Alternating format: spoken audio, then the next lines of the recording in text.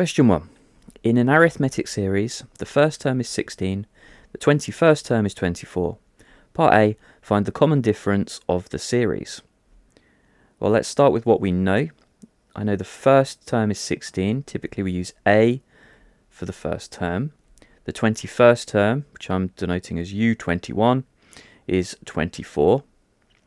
In an arithmetic series, I know that the nth term is written as the first term plus n minus 1 lots of the common difference.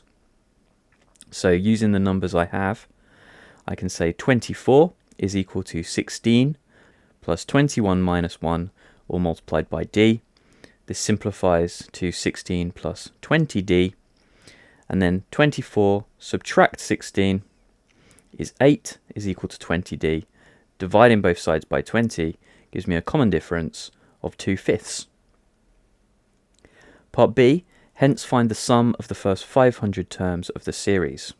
Well, firstly, let's look in our formula booklet, and in there we will find the arithmetic series is given with, I'm looking at this equation on the end here, the sum of the n terms is equal to a half n lots of 2a plus n minus 1d. So, substituting in the values I have, I want the sum of 500 terms. That's equal to a half times 500. My first term is still 16, so 2 times 16 plus 500 minus 1, all times my common difference, which I've found to be 2/5.